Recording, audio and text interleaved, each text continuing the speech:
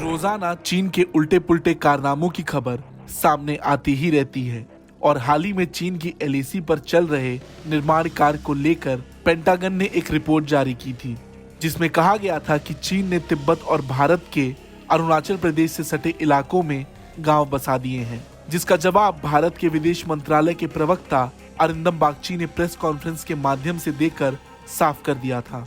उन्होंने कहा था कि भारत ना तो इस तरह के किसी कब्जे को स्वीकार करता है और ना ही चीन के अनुचित दावों को। India has neither accepted such illegal occupation of our territory, nor has it accepted the unjustified Chinese claims.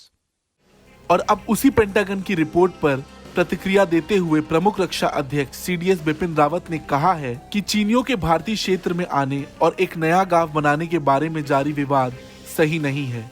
General Rawat के अनुसार देपसांग और देमचोक सेक्टर में भारत और चीन की सेनाएं एक दूसरे के काफी करीब हैं। उन्होंने अरुणाचल प्रदेश में चीन के एक गांव बसाने की रिपोर्ट्स पर कहा कि जहां तक भारत की बात है, गांव का निर्माण भारत की सीमा के भीतर नहीं हुआ है।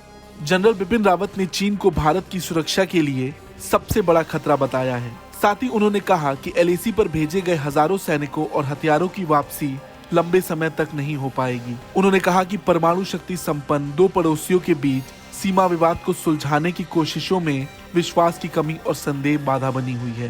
पिछले महीने दोनों देशों के बीच सैन्य स्तर की बातचीत गतिरोध के साथ खत्म हुई, क्योंकि दोनों देश इस बात पर सहमत नहीं हुए कि सीमा से कैसे सैनिकों को वापस बुलाया जा सकता है। पिछले साल से ही एलएसी पर तनाव के बीच दोनों देश सीमा पर सैनिकों के साथ हथियार भी बढ़ाने में जुटे हुए हैं। जनरल रावत ने कहा कि भारत सीमा पर और समुद्र में किसी भी दुस्साहस से निपटने के लिए तैयार है। चीनी एलएसी के पास गांव बसा रहे हैं और भविष्य में इसका इस्तेमाल वो फौजियों के ठिकाने के रूप में कर सकते हैं। दोनों देशों के बीच तनातनी के बाद चीन ने ये कदम उठाया होगा।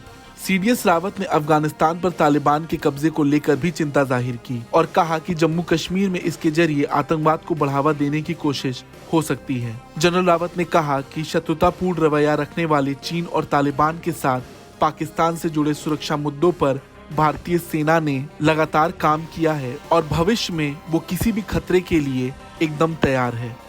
ब्यूरो रिपोर्ट, भारत तक।